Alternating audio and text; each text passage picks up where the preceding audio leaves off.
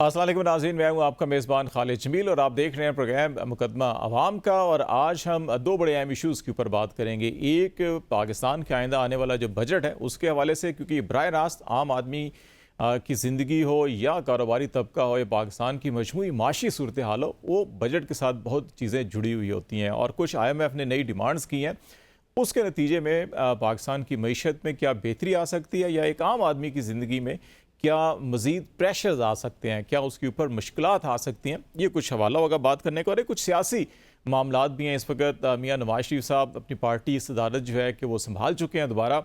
बहुत सी तवक्कुआत की जा रही हैं कि मियाँ नवाज शरीफ साहब अपनी न सिर्फ सियासत में वापस आए, पार्लियामान के अंदर वापस आए, बल्कि अब सियासी अपनी जमात की सदारत संभालने के बाद भी वो अपनी न सिर्फ जमात के अंदर बल्कि पाकिस्तान की सियासत के अंदर कोई नई सिमत तयन करने जाएंगे। लेकिन अभी तक जो है कि मुस्लिम लीग के हलकों में और मियाँ साहब के ख़ास तौर के ऊपर ज़ाती हैसियत के अंदर जो है कि निस्बतन खामोशी नज़र आ रही है। तो इसकी क्या वजूहात हो सकती हैं? शहबाज शरीफ साहब जो पै दर पै मुख्तलिफ ममालिक के दौरे कर रहे हैं ताकि कुछ जो बैरूनी फाइनेंसिंग है उस पर ऐसी ठोस यकीन दहानियाँ हासिल की जा सकें ताकि जो बजट पेश किया जाना है उसमें मदद हासिल हो सके। इम्कान ये ज़ाहिर किया जा रहा था कि 5-6 तारीख तक जो है बजट पेश किया जाएगा, लेकिन अब 4 से 8 तारीख तक प्राइम मिनिस्टर चीन के दौरे पे जा रहे हैं, तो गालबन बजट में भी थोड़ी सी ताख़ीर होगी। और फिर एक बड़ा अहम जो कानूनी और कॉन्स्टिट्यूशनल इशू है वो है मखसूस नशिस्तों का। जो सुप्रीम कोर्ट ऑफ पाकिस्तान में ये मामला गया हुआ है और जो मखसूस नशिस्तें सुन्नी इत्तेहाद कौंसिल जिनको क्लेम करती हैं उनको मुअत्तल किया गया था उन अरकान को जो दीगर जमातों को दे दी गई थी, और अब उसके ऊपर फुल कोर्ट जो है वो कल से समाअत करेगी। इस फुल कोर्ट का जो फैसला होगा वो हुकूमत के लिए और सुन्नी इत्तेहाद कौंसिल के लिए जो है कि वो क्या फ़ायदा या मुश्किलात पैदा कर सकता है, और क्यों बाज़ सियासी हल्के ये कह रहे हैं कि इस फैसले की रोज़ वफाकी हुकूमत के अंदर भी कुछ तब्दीलियाँ आ सकती हैं। तो ये वो मौज़ूआत हैं जिनके ऊपर हम बात करेंगे। इस वक्त हमें अज़हर सदीक़ साहब जो कानूनदान है वो भी हमें ज्वाइन कर रहे हैं, और उज़्मा कारदार साहिबा जो पाकिस्तान मुस्लिम लीग नून की रहनुमा है उन्होंने हमें ज्वाइन किया। बहुत शुक्रिया आप दोनों हजरात का। मैडम, आपसे बात शुरू करते हैं। बहुत से लोगों का ख्याल था कि मियाँ साहब वापस आए हैं और अपनी जो पार्टी सदारत संभालने के बाद ख़ास तौर के ऊपर तवक्को की जा रही थी कि उस दिन वो बड़ा कोई बोल्ड लाएअमल या एटलीस्ट जो उनका अपना पिछले हम 2-4-5 साल से देख रहे थे एक वे ऑफ पॉलिटिक्स है कि उस तरफ वापस आएंगे। लेकिन बहुत से लोगों का भी ये ख्याल है कि जो खामोशी मुसलसल नज़र आ रही है पाकिस्तान वापसी के बाद उनकी मासवाए चंद सियासी जलसों के, वो बहुत से सवालात उठा रही है। तो आपको फील होता है कि मियाँ साहब किसी दबाव में हैं या किसी हिकमत अमली के तहत अभी खामोश है, किसी मुनासिब वक्त के इंतज़ार में है कि फिर दोबारा से अपनी जो है कि वो नई जो स्ट्रेटजी है उसके ऊपर अमल कर सकें? बिस्मिल्लाहिर्रहमानिर्रहीम। बहुत शुक्रिया खालिद मुझे इनवाइट करने का। मैं तो आपका सवाल सुन के थोड़ी सी हैरान हुई हूँ, थोड़ी सी मुझे हंसी भी आई है। मियाँ साहब की तो इस वक्त देखें सेंटर में भी उनकी हुकूमत है, पंजाब में भी उनकी हुकूमत है, तो उनको जलसे जुलूस करने की तो कोई खास जरूरत नहीं है इस वक्त। वो इस वक्त पूरी तरह से इन्वॉल्व हैं। उनकी विजन और उनके मशवरे के बगैर कोई चीज़ ना सेंटर में मियाँ शहबाज शरीफ करते हैं, ना मरियम नवाज साहिबा करती हैं। तो वो तो इस वक्त एक रूए रवां हैं, और पार्टी की सदारत जो उनसे छीनी गई थी और वो वक्त ने बता दिया है कि वो फैसला रद्दी की टोकरी में जाके गिर गया है। और मियाँ शहबाज शरीफ ने उस दिन बिल्कुल सही कहा कि एक अमानत थी जो मेरे पास मुझे दी गई थी, अब वो मैंने उनको वापस कर दी है। और मियाँ साहब जो हैं वो हर तरीके से आपको मुतहरिक नजर आएंगे। बहुत सारे डिग्निटरीज जो हैं फॉरेन मिशंस के, वो उनसे मुलाकातें भी कर रहे हैं। मरियम नवाज साहिबा ने तो खुद आपको बताया था मेरे ख्याल में पीछे किसी इंटरव्यू में कि जब मैं रात को जाती हूँ तो मियाँ नवाज शरीफ खाने पे मेरा इंतजार कर रहे होते हैं और मुझसे पूछते हैं सारे दिन तुमने क्या किया, और फिर मैं उनके मशवरे के मुताबिक और उनके जो भी वो मुझे लाएमल बताते हैं उसके मुताबिक फिर मैं आगे प्लानिंग करती हूँ। और यही मियाँ शहबाज शरीफ की भी सिचुएशन है। तो मियाँ साहब क्या फिक्र ना करें, वो लोगों के दिलों में बसते हैं, लोग उनसे वालिहाना मोहब्बत करते हैं, और वो वाहिद लीडर हैं जिन पे वो एतमाद भी करते हैं।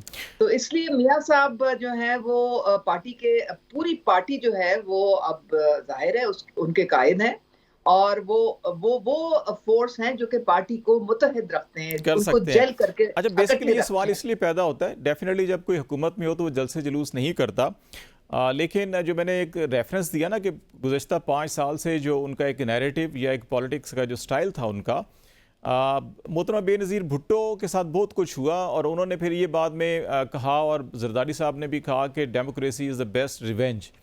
तो क्या हम ये समझें कि मियाँ साहब भी जो है कि अब जो वो कहते थे कि जनरल बाजवा का एहतसाब होना चाहिए, या उन लोगों का जिन्होंने जमहूरियत या उनकी हुकूमत को डीरेल किया या उनको इक़्तिदार से अलग किया या उन्होंने साजिश की या गलत फ़ैसले दिए या गलत सज़ाएँ उनको दी, वो जो सारी गुफ्तगू थी, क्या हम अब ये भी समझें कि नून लीग भी ये समझ रही है कि democracy is the best revenge और हमें माजी को बुला के इन सारी चीज़ों को बुला के आगे जाना चाहिए? क्योंकि मियाँ साहब अभी भी आखिरी जो भी उनका खिताब था जब वो प्रेसिडेंट मुंतखब हुए हैं अपनी जमात के, तो उसमें भी उन्होंने बहुत सी ऐसी चीज़ों का इजहार किया है कि जो पाकिस्तान के निज़ाम के अंदर ख़राबियाँ, जिसकी वजह से बार बार जमहूरी जो रहनुमा है, जो जमहूरी हुकूमतें हैं, उनको ख़त्म किया जाता है। तो क्या आप समझते नहीं कि उन अनासर का एहतसाब होना चाहिए, या ठीक है चले खामोशी से आगे चले जाना चाहिए?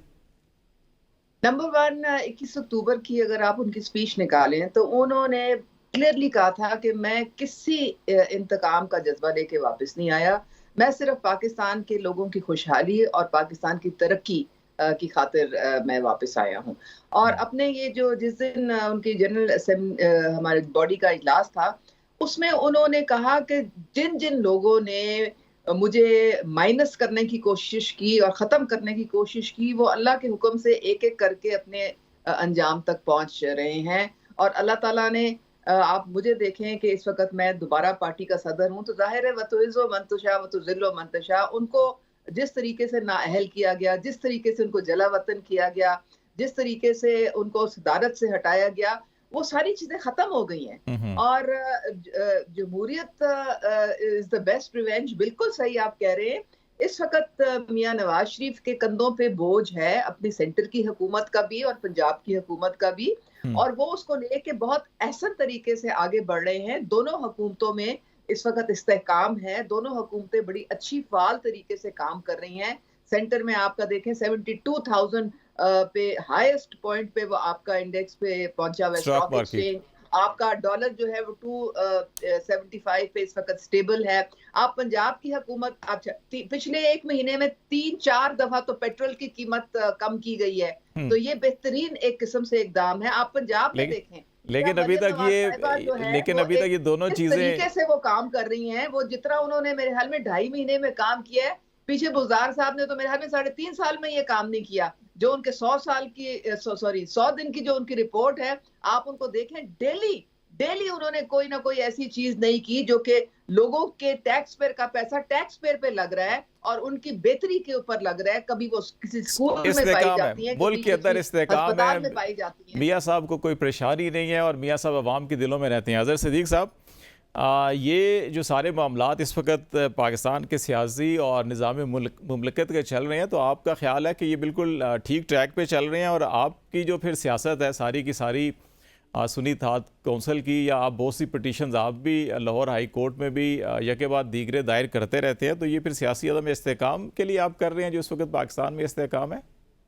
बहुत शुक्रिया। मुझे आवाज तो कुछ समझ नहीं आई वो क्या कहा उन्होंने, लेकिन पाकिस्तानी तारीख का झूठा तरीन शख्स कोई अगर है तो वो मियाँ नवाज शरीफ है। 1985 से प्रोजेक्ट शुरू करते आप यहाँ तक लाए, मुल्क को दिया क्या है? जरा गौर तो करें कि डॉलर कहाँ से कहाँ पहुंच गया, पेट्रोल कहाँ से कहाँ पहुंच गया, महंगाई कहाँ से अगली ले लें। IMF की अपनी वेबसाइट पर लिखा है कि जून 2025 में डॉलर 325 रुपए का होगा, 325 रुपए का डॉलर होगा। जब इमरान खान से गवर्नमेंट इन्होंने साइफर के ऑपरेशन रजीम चेंज के जरिए छीनी तो 170 रुपए के करीब डॉलर था। गालबन आप अंदाजा लगा ले, तो ये हमारा कसूर तो नहीं है ना कि जो बैठकर और पूरी जिंदगी गुजर गई एस्टेब्लिशमेंट की गोद में नवाज शरीफ पल के बड़ा हुआ, पाला पोसा उन्होंने, और उसको उतारते भी हैं, ले बाहर भी ले जाते हैं, फिर ले आते हैं, फिर उतारते हैं, फिर लाते हैं। यानी मैं तो एक जो ये इनका नैरेटिव है ना उतारने के हवाले से, तो फिर ले आते हैं। और इस दफा जब आए थे तो इस बार वो अल्लामा इकबाल ने कहा है ना, पलटना झपटना झपट कर पलटना, तो वो जमहूरी हुकूमतों के साथ तो ऐसा ही होता है। नहीं, जमहूरी हुकूमतें तो होना कुछ सीखा ही नहीं ना हमने ना। हमने फॉल ऑफ डॉका से नहीं सीखा। हमने, आप जरा गौर तो करें ना, बड़ी बातें करता रहा, नवाज शरीफ के बयान देख लें, मरियम सफदर के बयान देख लें, पाकिस्तान मुस्लिम ख्वाजा आसफ की तकरीरें देख लें असेंबली के अंदर बैठकर, शर्म से डूब करने का मकाम है। और ये देखें, ये इनके सिर्फ रिटोरिक होते हैं। अपना याद है शहबाज शरीफ का, अगर सड़कों पे घसीटूंगा, पेड़ फाड़ूंगा, मोदी का जो यार है, गद्दार है, आज सारे कहाँ है? इमरान खान का ये क्रेडिट है, उसने सारे ये लोग जो मुल्क दुश्मन भी हैं और जो जिसने मुल्क की तबाही की है, सारों को एक जगह इकट्ठा कर दिया और अब उन्हें भागने की जगह नहीं मिल रही उनको। और उन्होंने जितनी कोशिश करनी थी उससे नाकाम, यानी पाकिस्तान को इस वक्त उन्होंने नाकाम तरीन रियासत बना दी है। यहाँ लोग खुदकुशियां कर रहे हैं, एक आदमी गरीब से गरीब तर होता जा रहा है, और जो खास माफियाज हैं जिनको, यानी वो गंदम माफिया के, यानी अंदाजा लगाएं IMF से आपने कर्जा जितना लेना ना उतना तो आपने डॉलर के इतना तो गंदम के अंदर लगा। अच्छा अजहर साहब, एक चीज़ और मुझे बताएं, इसी मौजू से जो हम बात कर रहे हैं उससे रिलेटेड है।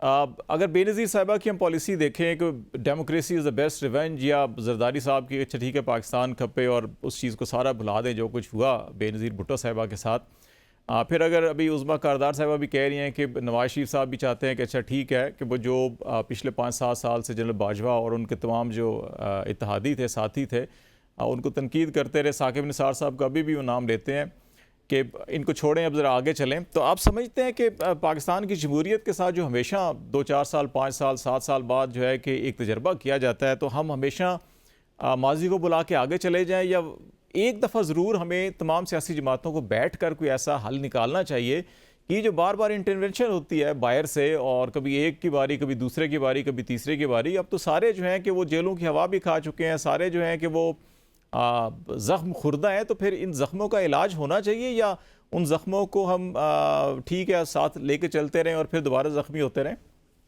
देखिए, जमहूरियत बेहतरीन इंतकाम है, ये चार्टर ऑफ डेमोक्रेसी साइन करने तक तो ठीक था। जब चार्टर ऑफ डेमोक्रेसी या चार्टर ऑफ डकैती आपने कर लिया, मैं 5 जून 2023 से कह रहा हूं कि पाकिस्तान को मिसाके पाकिस्तान की जरूरत है। यानी एस्टेब्लिशमेंट के, यानी जनरल बाजवा का इल्जाम लगता रहा हम पे, हमें हुकूमत में लेकर आए, क्या हुकूमत में लेकर आए? एक कमजोर सी हुकूमत बनाई, अब RTS बिठा दिया और अब इलेक्शन जीतने न दिया, और उसके यानी अगस्त 2018 में हुकूमत आई और अप्रैल 2019 में जनरल बाजवा का राब्ता हो गया था। ख्वाजा आसफ खुद कहते हैं पंजाब की गवर्नमेंट, उसी का नतीजा था कि हमने नवंबर में 2019 में नवाज शरीफ को इस सजा याफ्ता को इस मुल्क से बाहर भेज दिया। तो पाकिस्तान में जमहूरियत बेहतरीन इंतकाम, ये लफ्जों रिटोरिक की हद तक तो है, और ये बात बड़ी वाज़ेह है। देखिए, हमें किसी एक जगह, ये जो हम कह रहे हैं ना कि आगे चले, मिट्टी पावा, ये छोड़ना, ये इसी पॉलिसी ने इस मुल्क का सत्यानाश किया। मैं इत्तेफाक करता हूँ, आप छोड़ें, ये 10 सालों का ले लें आप, 5 साल इनके और 3.5 साल हमारे और 2.5 साल, 1.5 साल, 2 साल फिर PDM के, ये सारा दौर उठा लें, इस दौर का बैठ के एहतसाब करें। यानी मिसाल के तौर पर इमरान खान के ऊपर कौन से केस है कि जनाब तोशा खाना, यानी ये कोई करप्शन का केस है? इमरान खान कौन का केस है? 190 मिलियन पाउंड का वो पैसा मुल्क के अंदर आया है। तोशा खाना के अंदर कोई चीज उन्होंने ऐसी घपला किया नहीं। उन्होंने तोशा खाना में पहले इलेक्शन कमीशन भुगता और वो भी गैर कानूनी भुगता, और उसके बाद नैब का देखा हमने, वो भी केस कोई था नहीं। यानी ये इमरान खान है तो हम तैयार हैं, हमें कोई एतराज, लेकिन ये हम कहते रहे, ये रिटोरिक करते रहे कि मुइशत तबाह कर दी। ओ भाई, कौन सी मुइशत तबाह की? 3.5 साल में 2-2.5 साल तो कोरोना था, उसके बावजूद मुल्क की इकोनॉमी कहां ले गए, मुल्क में इन्वेस्टमेंट इतनी आई, कारोबार कहां से कहां लगा। ये है वो सच्चाई है, ये सुनने के लिए तैयार नहीं। मैं तो कह रहा हूं, आ जाए, मेरा चैलेंज है, आ जाए, 10 साल का इंतजाम छोड़िएगा नहीं। जिसने मुल्क के साथ तबाही की है, वो भी ठीक है, तो यहाँ तक लेके आया, जिसने करप्शन की अच्छा है। वो एहतसाब, अजहर साहब, एहतसाब सियासतदानों का तो हर दौर में होता रहा है कि नून लीग के दौर में पीपल्स पार्टी का, पीपल्स पार्टी के दौर में नून लीग में, तहरीक इंसाफ के दौर में दोनों जमातों का, अब PDM के दौर में PTI और इमरान खान का एहतसाब भी हो रहा है। लेकिन जो जमहूरियत को डीरेल करते हैं उनका एहतसाब फिर कौन करेगा? एक तो ये बड़ा अहम सवाल है। मैडम, आपकी तरफ मैं आ रहा हूँ। मैं बात नहीं कर रहा, मैं ये कह रहा हूँ कि ये सिर्फ इसका एहतसाब नहीं है, आपको जर्नलों का एहतसाब करना है, आपको जजों का एहतसाब। बड़ी बातें करते रहे जनरल, ये अपना साकिब साहब ने ये किया या उन्होंने किया, कोई एक चीज आज तक साबित नहीं कर सके। वो टेलीफोन की टेपें झूठी थी, करें एहतसाब, और ब्यूरोक्रेसी का भी करें। जेन्युइन केसेस मेरे ख्याल सुप्रीम जुडिशियल काउंसिल को भेजने चाहिए। एक चीज ना सुप्रीम जुडिशियल काउंसिल बायस्ड है, वो हमने देख लिया कि इस वक्त बैठ के अपना जस्टिस अली बाकर नजमी के साथ जो किया, और जिस तरह के मामला देखें, अ, ये वाला एक ग्रैंड एहतसाब की बात है, और अच्छा। उसमें वो ग्रैंड एहतसाब यानी जुडिशल काउंसिल में क्या हुआ आज तक तारीख में देखा हमने कि वो ज्यादा आप रिमूव कर देते हैं, उसके अलावा कुछ कर नहीं सकते। और अच्छा, वजह क्या है? लेकिन जजों का एहतसाब करने किसी और फोरम पे गए तो फिर तो अनकॉन्स्टिट्यूशनल हो जाएगा ना। ब्रेक ले लेते हैं अजहर साहब। ग्रैंड यानी आप ग्रैंड। यहाँ अच्छा। बैठ के तय करें, ये पुराने की बात हो रही है, अच्छा। मैं नए की बात नहीं कर रहा। जुडिशल काउंसिल ने तो अच्छा, नए ब्रेक से लेते हैं। और एक जो कर अभी आरिफ अलवी साहब ने एक फार्मूला भी दिया है साथ ही, जिसमें आप बात कर रहे हैं कि सबको बैठना चाहिए, या मैडम उज़मा कारदार भी कह रही हैं कि हमें माजी कुरेदने की बजाय जो है कि वो मामलात को ज़रा आगे बढ़ाना चाहिए और पाकिस्तान की माशी तरक्की के लिए, ताकि आवाम की बेहतरी और खुशहाली हो सके। तो वो 7 नुकाती फार्मूला जो है कि वो उसके अहम नुकात, या वो कितना फिजिबल है, काबिल अमल है, और क्या वो फ़ायदेमंद हो सकता है नहीं हो सकता, इस पे, और फिर जो मखसूस नशिस्तों का मामला है, इस पर हम ब्रेक के बाद बात करेंगे। नाज़रीन, हमारे साथ रहिएगा।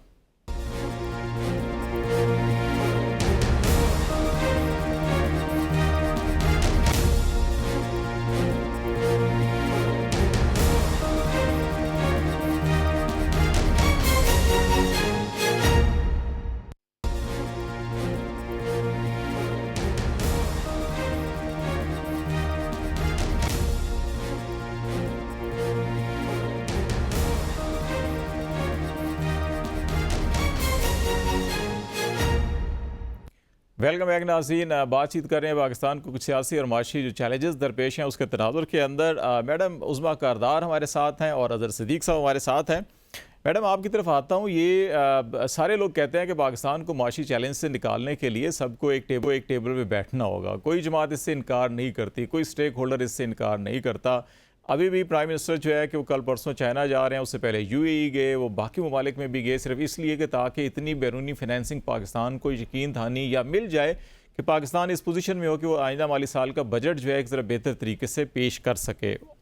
लेकिन दूसरी तरफ अगर ये सारे नहीं बैठते एक टेबल के ऊपर, अभी हम देख रहे हैं पिछले इवन ये जो 8 फरवरी के इलेक्शन हुए उसके बाद भी बहुत से मसाइल जन्म ले रहे हैं, तो फिर चीज़ें आगे शायद बढ़ नहीं सकेंगी। और इन हालात में अभी जो आरिफ अलवी साहब ने 7 नुकाती एक प्लान पेश किया है कि तमाम स्टेक होल्डर्स एक मेज़ पर बैठें, खुले ज़हन से मामला फहमी का मुजाहरा करें, अपनी अना और गुस्सा तमाम फ्रीकैन कम करें, और 2 दरियाओं के दरमियान पुल का किरदार अदा करें, और एक दूसरे से जो खौफ अगर किसी को लाहक है उसके ऊपर एक टेबल बैठ के खुल के बात करें और मुज़ाकरात करें और कोई हल निकालें। तो ये आप समझते हैं कि चीज़ें ठीक है, बैठना पड़ेगा, या ये है कि हम एक दूसरे के ऊपर संगीन इल्ज़ामात लगाते रहें, अच्छा जी फ़लाँ गद्दार है। हमने माजी में भी फातिमा जना को नहीं छोड़ा, उनको गद्दार कह दिया, हमने भुट्टो को भी कहा, नवाज शरीफ साहब को भी कहा, बेनज़ीर साहबा को भी कहा, सबको कहा, गद्दार कहा, और अभी भी हम एक दूसरे को गद्दार कहते रहेंगे, या समझते हैं कि नहीं बैठ के आगे चलना चाहिए हमें?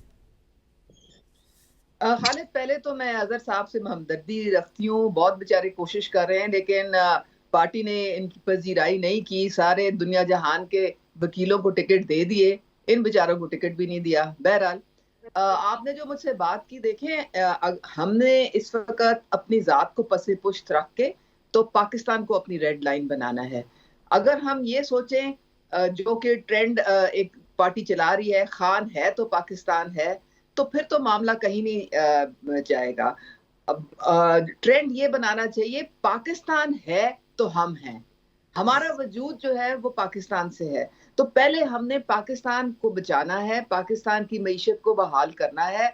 उसके लिए हम इस तरह के जो ट्रेंड और इस तरह की जो नारेबाजी है ना, उसको हमें खत्म करना पड़ेगा।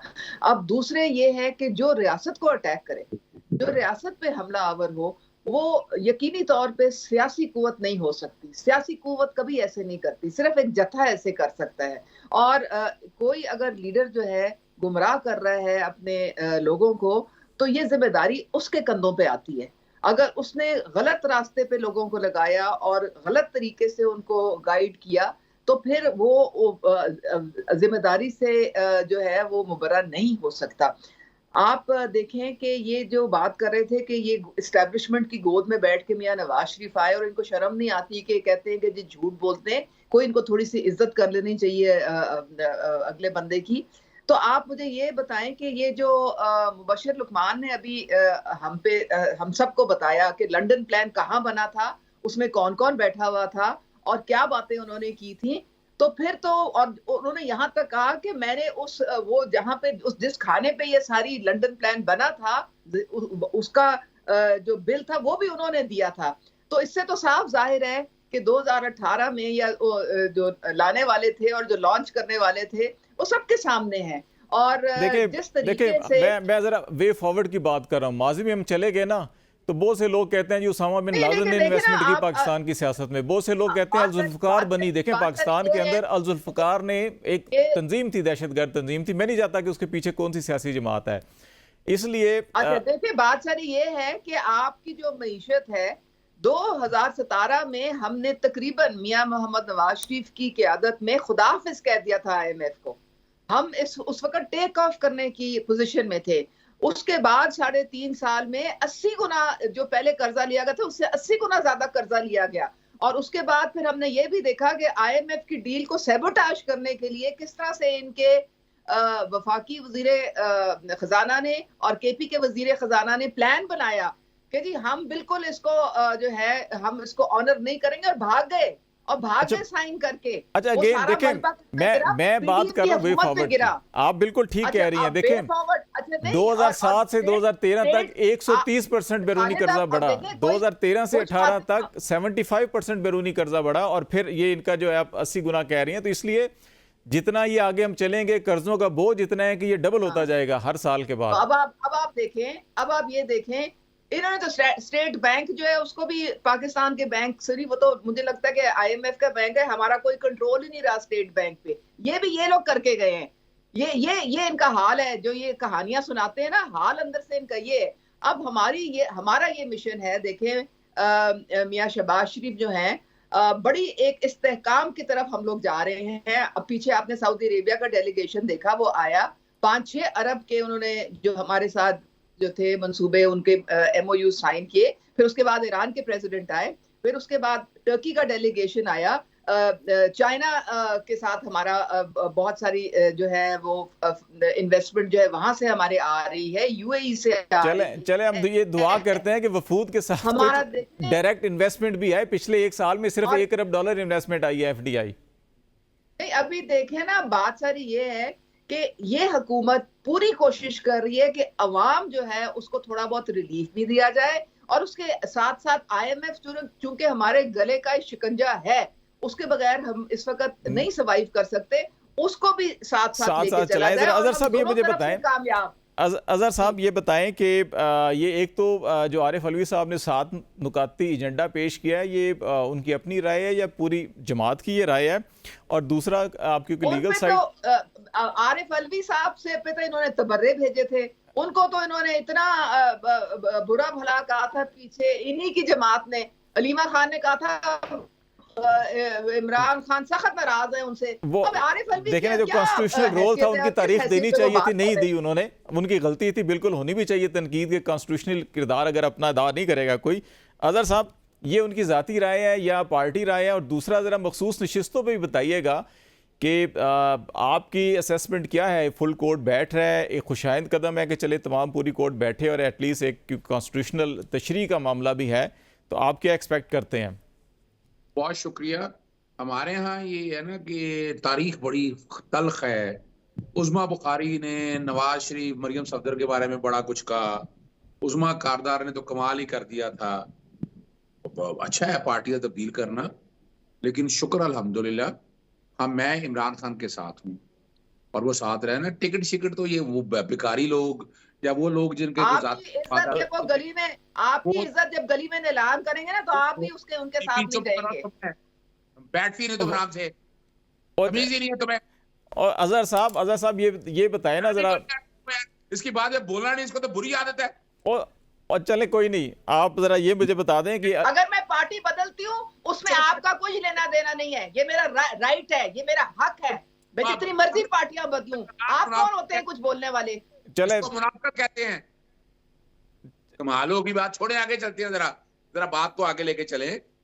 देखिए बात फिर वही है ना, IMF का मैं तो कह रहा हूँ कमीशन बिठा लें। इस मुल्क का बेड़ा गर्क किसने किया है? आप तो मैं तो कह रहा हूँ माजी में नजर आएगा कि इमरान खान का रोल तो चले 1-2% होगा ना, 90% रोल जो है वो मुस्लिम लीग नून और पीपल्स पार्टी का आएगा। ये नोट कर लीजिए और मैं चैलेंज कर रहा हूं इस बात को। और आपको पता है साइकिलों पे जाने वाले इनके एमएनए एमपीए आज जहाजों के मालिक हैं, आज आज जमीनों के मालिक हैं। मैं उन पे अगर जाऊंगा तो आप परेशान हो जाएंगे। हमने तो उस्मान बुज़दार के अगेंस्ट भी नैब की इंक्वायरी हमारे दौर में होती रही है, अलीम खान के दौर में हमारे दौर में नैब की इंक्वायरी होती है। हम इन बातों में नहीं पढ़ना चाहता। बात सिर्फ बात है कि आगे चलना कैसे आपने, वो बड़ी जबरदस्त बात आपने की। वो इनके पास कुछ नहीं है, इन्होंने तजर्बे कर लिए। पीडीएम 1.0 आया, तबाह कर गया। इन्होंने निगरान हुकूमत लेके आया। इन्होंने सिर्फ एक सियासी जमात को कॉर्नर करने के लिए, जमहूरियत को तोड़ने के लिए इन्होंने जो नुकसान तारीख में लिखा जाएगा। जैसे सकूत ढाका को याद रखा जाता है ना, इस फसाइयत को भी याद रखा जाएगा और याद रखिएगा तारीख में लिखी जाएगी। अब आते हैं अगली बात की तरफ। वो बड़ा अहम मामला है जो आपने मखसूस नशिस्तों का कहा है ना, वो तो मैं हैरान होता हूँ। भीख में मिली हुई नशिस्तें, भाई आपका राइट ही नहीं है। भाई आपने अगर 100 सीटें हैं, 100 में से प्रपोर्शन, आइन कहता है आर्टिकल 51 और 106 कहता है कि प्रपोर्शनेट के मुताबिक नशिस्तें मिलनी है। अगर 100 है तो अगर उसमें से 50 है, एक पार्टी लेगी, 50 मिल गई तो आधी आधी सीटें मिलनी है। अब वो अंदाजा लगा जबरदस्ती इलेक्शन, और इलेक्शन कमीशन का गठजोड़ अब साबित हो गया है। जो इलेक्शन ट्राइब्यूनल अब रिटायर्ड जजों के बनाए हैं, कल अटॉर्नी जनरल जाके लॉ मिनिस्टर जाकर मिले हैं, तो और क्या डाउट। हम जो बात कर रहे तो हमने साबित कर दिया कि गठजोड़ ये इनका है। अब सवाल ये है कि अब उससे होना क्या है। भाई इन्होंने एक पैकेज दिया कि जनाब हम जनाब चीफ जस्टिस की उम्र म्याद जो है ना वो बढ़ा देंगे, 3 साल फिक्स कर देंगे, या हम जजों की उम्र बढ़ा देंगे, 65 से रिटायरमेंट 63 कर देंगे, लाहौर यानी हाई कोर्ट की 62 से 65 कर देंगे। वो सारा एक एजेंडा दिया और मखसूस नशिस्तें इसी एजेंडे को सामने रखकर ये सामने आई, तो वो सस्पेंड हो गया। अब मौका क्या है? जस्टिस काजी फाई साहब बाइस्ड है। हमारा इरादा यही है कि उनके बेंच में मौजूद होने का हम एतराज उठाएंगे और वो अभी फाइनल हो जाएगा, सारा सामने आ जाएगा। ये आपकी लीगल टीम फैसला कर चुकी है एतराज उठाने का कि मुतजाद खबरें हैं? जी बिल्कुल, इस पे कोर कमेटी ने फैसला कर लिया। इस पे डेलिब्रेशन चल रही है वोकला के साथ बैठकर, और उसकी वजह बुनियादी तो चूंकि जस्टिस काजी फाई साहब इसका बेनिफिशियरी होंगे 2/3 अक्सरियत की, और जस्टिस काजी फाई साहब ने चूंकि अपना माइंड ऑलरेडी पार्टी का सिंबल लेने के ऊपर दे चुके, और पार्टी का सिंबल लेना पार्टी को बैन करना है। सेक्शन 200 मैंने 6 महीने से तो सेक्शन 215 चैलेंज कर दिया हुआ है और लाहौर हाईकोर्ट में जेर इल्तवा है। और पाकिस्तान पीटीआई के कई जो लीडर हैं वो मानते नहीं थे कोर कमेटी में, लेकिन मैंने अपना काम, क्योंकि मुझे इमरान खान ने कहा हुआ था तुम देखते रहो, वो मैंने करके और लार्जर बेंच बना लिया। 5 जून को इस्लामाबाद हाईकोर्ट में भी लगा हुआ है। और सेक्शन 215 अगर अल्ट्रा वायलेट डिक्लेयर हो जाता है तो ये पार्टी सिंबल, इंतखाबी निशान लेना, ये सारा कुछ हवा में रह जाएगा। लेकिन मौका है जस्टिस काजी फाई साहब के पास कि वो जो पीछे बायस्ड हुआ है, जितना कुछ काम किया है उनके, आपको तारीखी याद होगा जस्टिस गुलजार के दौर में जब ये इमरान खान के खिलाफ सुओ मोटो एक्शन वगैरह लिया करते थे तो बेंच ने रोका था। वो ऑर्डर मौजूद है, इसमें रोका था कि ये इमरान खान या किसी केस में नहीं होंगे। तो हमारा तो ये एतराज आप, और अभी आपने देखे लाइव स्ट्रीमिंग में जो ऑर्डर पास किया है, हालांकि 5 मेंबर बेंच ने किया, हम नहीं समझते वो भी ज्यादती हुई है। तो ये जो केस जो है ना, ये पाकिस्तान की सियासत का तयन करेगा। और आपका ख्याल है कि ये आपको हक में फेवर आ जाएगी जो कॉन्स्टिट्यूशनल पोजीशन है, और आप जो है चीफ जस्टिस एतराज़ भी करेंगे? बहुत शुक्रिया हज़रत सदीक साहब आपका भी, और मैडम उज़्मा कारदार बहुत शुक्रिया आपका भी। नाज़रीन ब्रेक लेते हैं। ब्रेक के बाद जो IMF के मामला, पाकिस्तान की मीशत और बजट साजी के हवाले से जो चीज़ें और मुश्किलात हैं उसके ऊपर हम बात करेंगे। हमारे साथ रहिएगा।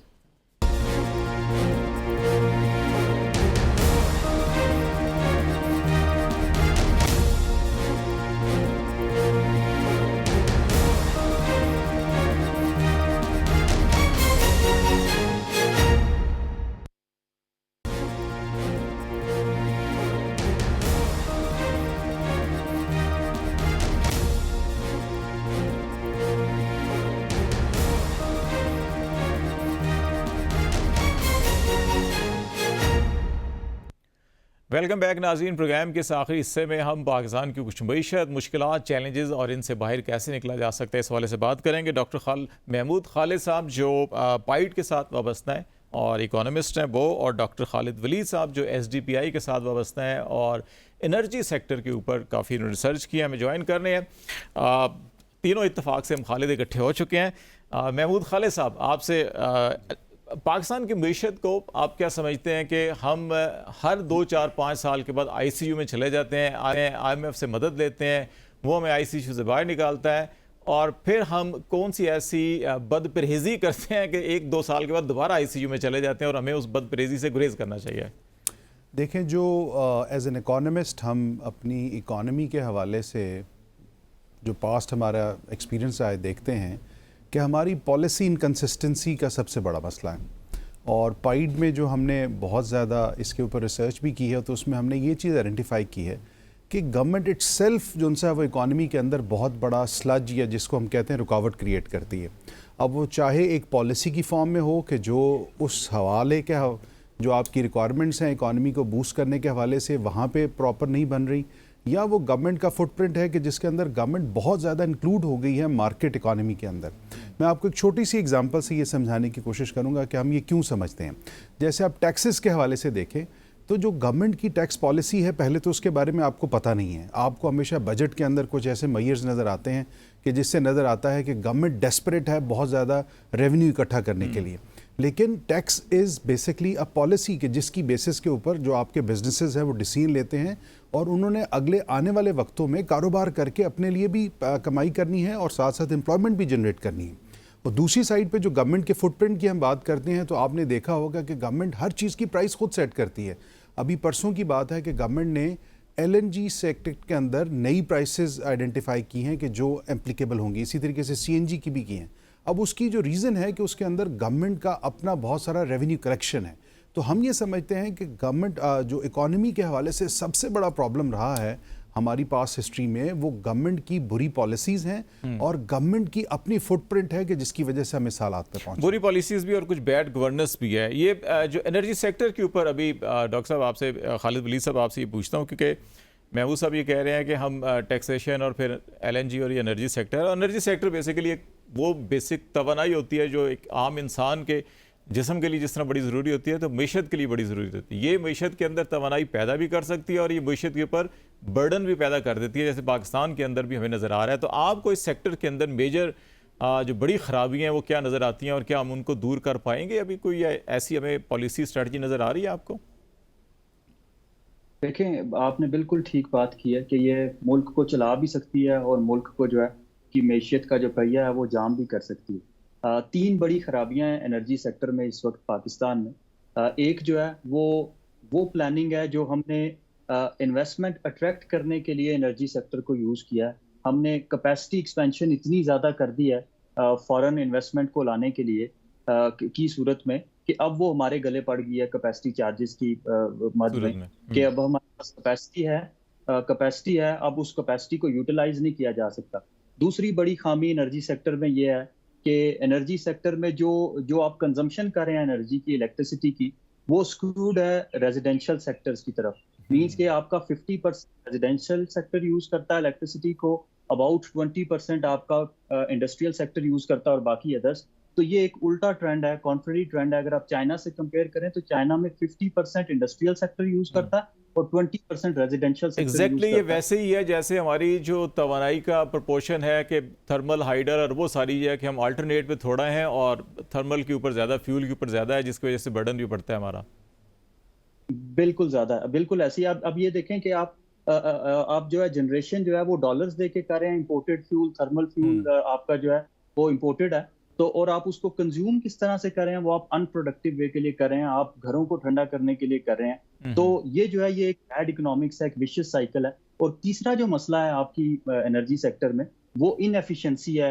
एसओईज की फॉर्म में स्टेट ओन्ड एंटरप्राइजेज, आप डिस्कोस को देख लें, जेनकोस को देख लें, वो इनएफिशिएंट हैं, वो बिल रिकवर नहीं कर पाते, लाइन लॉसेस, ट्रांसमिशन लॉसेस बड़े ज्यादा हैं।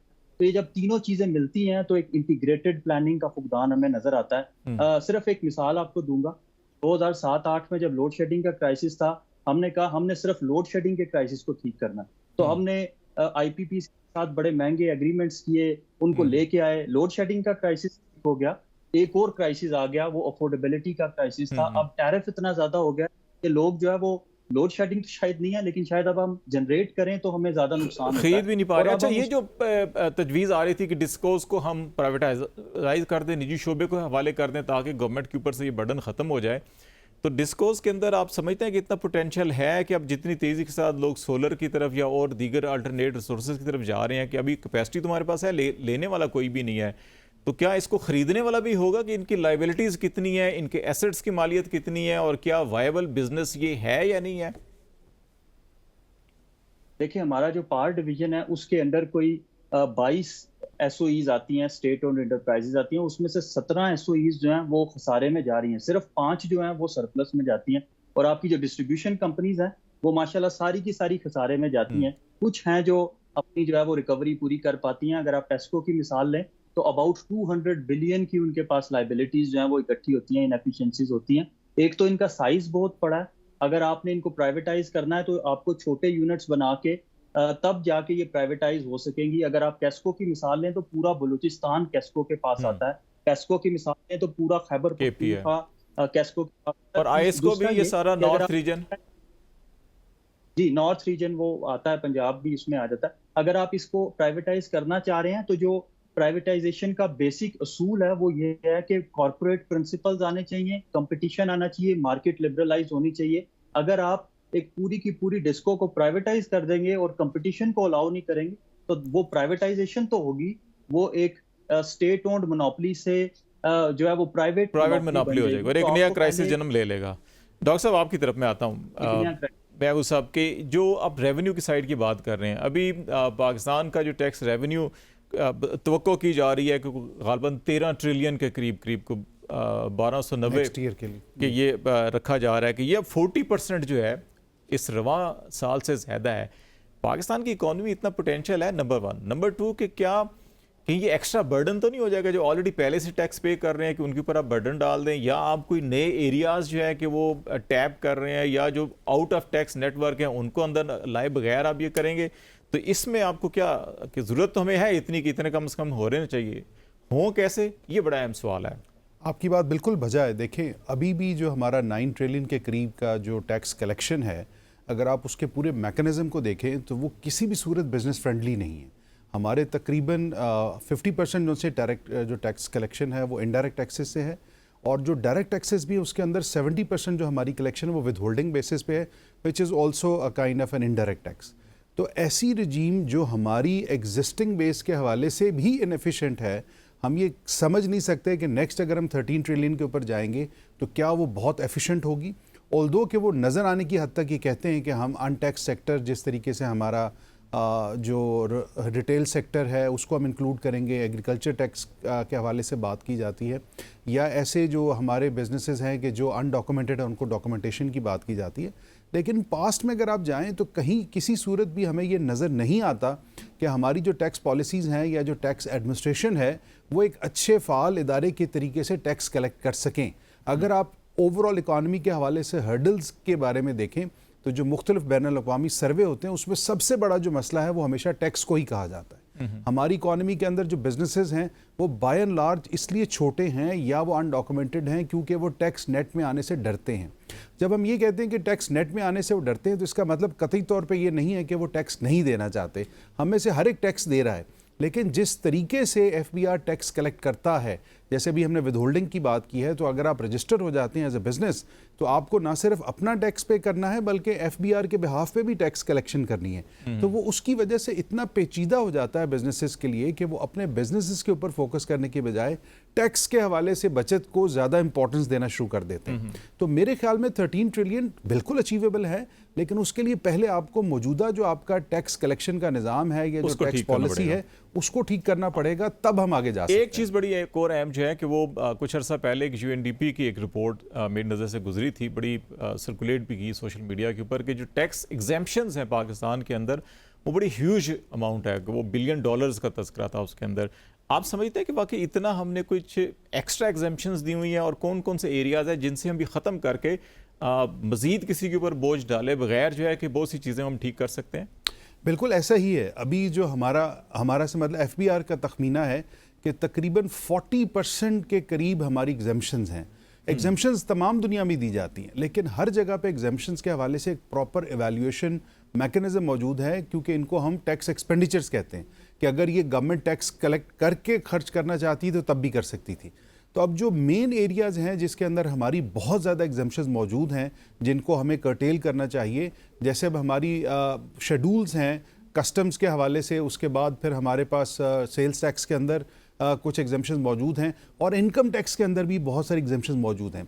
तो आप ये सोचें कि एक बिज़नेस है जो जिस भी पर्सपेक्टिव में अगर वो आमदनी कमा रहा है तो हमने उसको साइमल्टेनियसली छूट भी दी हुई है कि आपकी जो इनकम है वो एग्जेम्प्ट है, चाहे वो एसईजी की फॉर्म में हो, चाहे वो ट्रस्ट की फॉर्म में हो, चाहे वो ऐसे बिजनेसेस हों कि जिनको गवर्नमेंट ने बाई एसआरओ जो उनसे एग्जेम्पशन दी हुई हैं। लेकिन इसका मतलब कतई तौर पे ये नहीं है कि हम उन सब को यकमुश्त ख़त्म कर सकते हैं, क्योंकि उसमें हमारे पास कुछ इंटरनेशनल कमिटमेंट्स भी आ जाती हैं। तो जैसे मैंने पहले कहा कि हमें पॉलिसी लेवल के ऊपर जो अनसर्टनिटी है, अनप्रिडिक्टेबिलिटी है पॉलिसी की, उसको भी जहन में रखना पड़ेगा। तो अभी जो हम समझते हैं, पाइड के हवाले से हमने तखमीना लगाया कि हमारी जो मौजूदा एग्जाम्पशंस हैं उनको हम सबसे पहले तो फ्रीज कर सकते हैं कि हम इससे ज़्यादा, यानी उसको बजट के पर्सपेक्टिव में रखें कि इससे ज़्यादा हम आगे नहीं देंगे, और उसके बाद फिर ग्रेजुअली हम जो ऐसी अनवांटेड किस्म की एग्जाम्पशंस हैं जिनकी वजह से बिहेवियरल चेंजेस आती हैं, यानी कि जो बिजनेसेस हैं वो इस साइड पे अपने बिजनेसेस को कन्वर्ट करना शुरू कर देते हैं रादर देन कि वो नॉर्मल बिजनेसेस करें, उनको आहिस्ता आहिस्ता महदूद करने की ज़रूरत है। बहुत शुक्रिया खालिद वली साहब आपका, डॉक्टर महमूद खालिद बहुत शुक्रिया आपका भी, और नाज़रीन खालिद जमील को भी आज तक इतना ही इजाज़त दीजिए। अल्लाह हाफिज़।